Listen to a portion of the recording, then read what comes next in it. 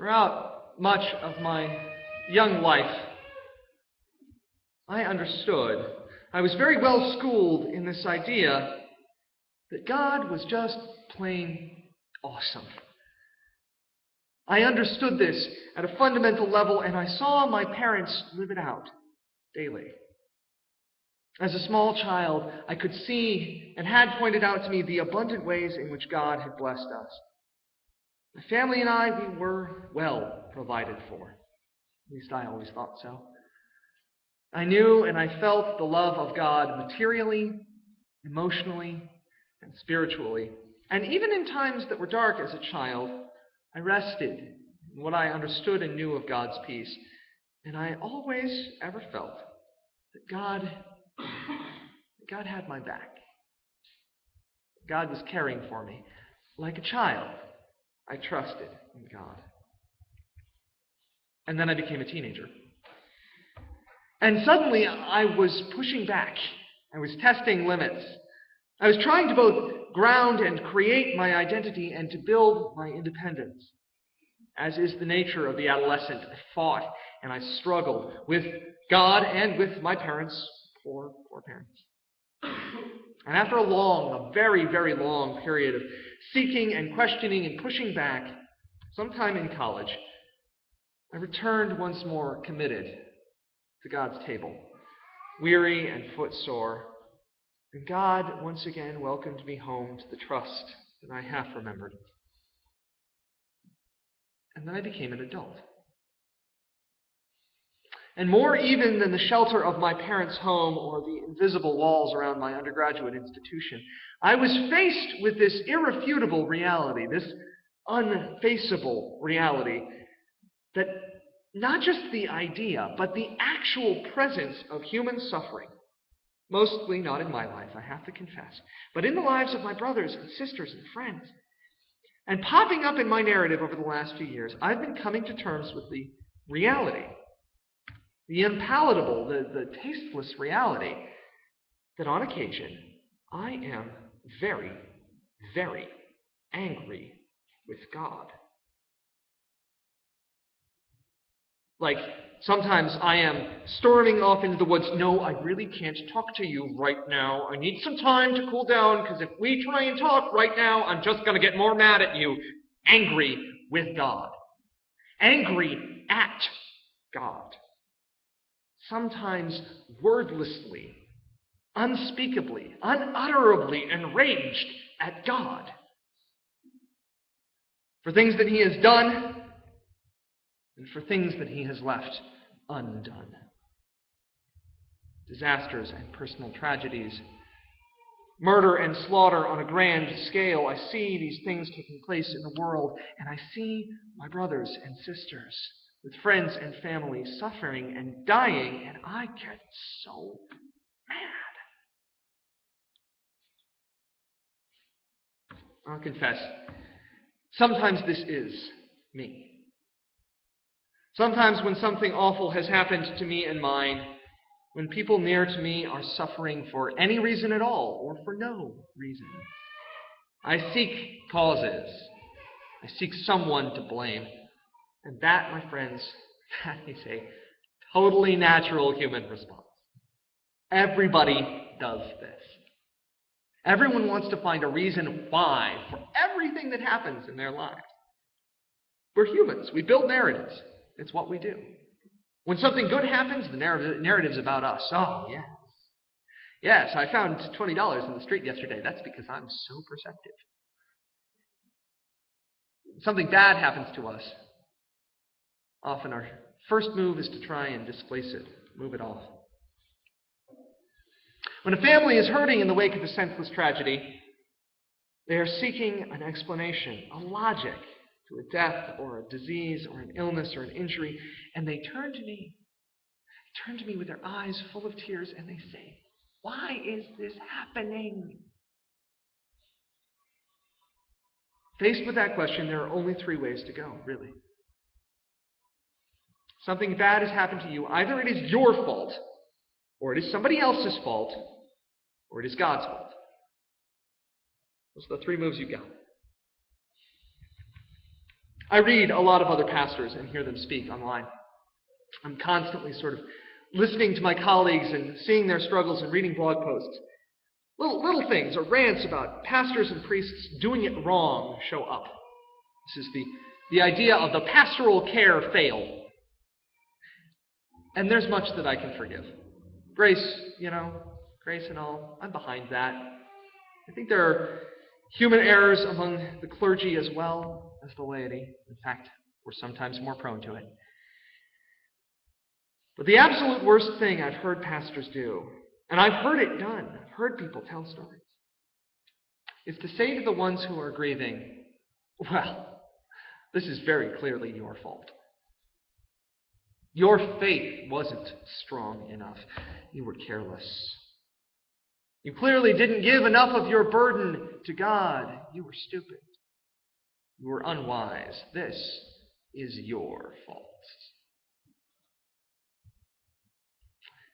And sometimes that might be true. I never feel qualified to judge. But they are absolutely the wrong things to say. They don't help. They create these spirals of self-blame that are so far, so distant from the grace that God calls us as Christians to offer one another and our neighbors. There's also an enormous temptation in our society to blame someone, anyone else. A habit of thought fostered by legal interests and litigators who want nothing more than for you to sue somebody else. It is almost a first move. If something bad has happened to me, it's got to be somebody else's fault. The classic here is the case of the woman. You guys remember the woman with the McDonald's coffee? I'm not saying that it was her fault, that she deserved to be in constant pain, to have her legs scalded by a hot, boiling liquid. I don't think so.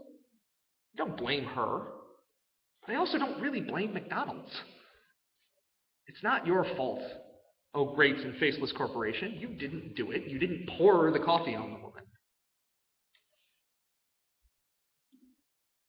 It couldn't have been me. The attitude of our society is, something bad happened. It had to have been somebody else. I can't take responsibility. And this is almost as great an ill, contextually speaking, as blaming yourself. Having others blame you for your misfortunes. Sometimes, I don't want to minimize this, sometimes there is clearly fault, intention or malice or gross negligence. But in our lives and in our thinking, I think we set the bar too low on the degree to which other people are deliberately out to get us, or accidentally out to get us. So, if we reject self-blame as a move, and if we reject the blame of others as a move, who's left? Who's left for us to pin the responsibility on but God? The sovereign God, the ruling God, the all-powerful God, on whom, ultimately, all responsibility rests. The story of the book of Job is the story of a man struggling mightily with this question. The whole of the book, in short, is a parable on the problem of evil and our reactions to it. And Job points the finger systematically, consistently through the whole book. Job points the finger at God as the author and permitter of Job's suffering, and Job gets mad, absolutely spitting furious with God, cursing the day of his birth and begging for justice from God, begging for the righteousness that he knows is in there somewhere. Job gets this idea of justice from God in his teeth, and he will not let it go. He demands it. While friends and neighbors push back on this idea, reject this idea out of hand, they try to get Job to admit this is all his own fault, his own culpability, or at least to admit the power of God in his life. Job holds fast, sits there on his ash heap, covered in sores, scraping himself with a broken piece of pottery. and not letting go. No, Job says, no. Justice. Justice from God is all I ask. I am blameless. This is no one else's fault but God's. And God at last speaks, demanding answers of Job in return. Hundreds of questions. Were you there? Did you see? Do you know? Who are you to ask this of me? And Job ultimately cannot answer, cannot face God's righteousness and power. And Job doesn't exactly withdraw his complaint, but he admits that God rules and that he has nothing more to say. And God commends Job for his faithfulness and condemns the friends who were trying to pin the rap on Job for their wrong-headedness. For you see, through all this, through all the anger and the rage and the heartache, Job has known that his Redeemer lives and that one day he will see God face to face with his own eyes. He aches for that hour. He longs for it. In all his fury, and in all his rage, and in all his railing and crying out, and in all his screaming, and in all his pain, Job has never abandoned God. Never. Just like Christ Jesus. On the cross, suffering, breathless. Jesus cries out, he says, my God, why have you forsaken me? One of the most troubling, frightening phrases in all the Gospels. My God, why have you forsaken me? But the problem with crying something out like that, out to God, even when you believe that you are fully forsaken, the problem with crying out to your God, why have you forsaken me, is that you, the speaker, have not forsaken God. You haven't abandoned. You haven't given up. Jesus and Job both refuse to let go of their relationship with God, despite their anger, despite their despair.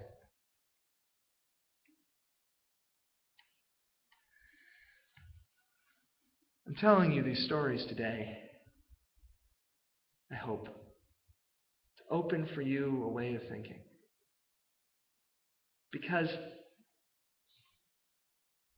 I'd like it to be okay for you all to be mad at me. I'm a human. An imperfect actor seeking God's will to the best of my limited ability. I make mistakes. I'm vulnerable to error. And I cause harm to other people. I know it. And my inclination when things go wrong is not to blame you all, or to blame somebody else, or even to blame God, but to blame myself. I like that move. It's easier for me. I feel like I don't hurt anybody else. I don't get anybody else in trouble. When bad things, horrible events roll into this community, when Pete and Joan and Robert and Butch all died so close together, my instinct was that I must have been doing something wrong. Had to have been my fault. I've been very angry with myself in past on that note. I've been struggling to understand it. And you know what? It's gotten okay. I've learned the arts of being angry with myself. I've learned the arts of having people be angry with me. I have broad shoulders. I'm ready to hear, to bear your anger. But even more than that, I want it to be okay for y'all to be mad at God. Because if we're doing this faith thing right, as Job and Jesus did, then we understand ourselves to be in a relationship with God. And people get mad in relationships. They have conflict. They struggle with one another. They fight and they argue and they try to demand justice and fairness of the other. But they don't give up. They don't forsake. They don't let go. And God, my friends, no matter how mad y'all are at God, no matter how much you rage and rail, no matter how much you scream at the sky and demand God's justice, God will not abandon you. God will not forsake you. God will be with you, even to the ends of the earth. Amen. Our hymn of response comes to us from this Job text. It's number 166. I know that my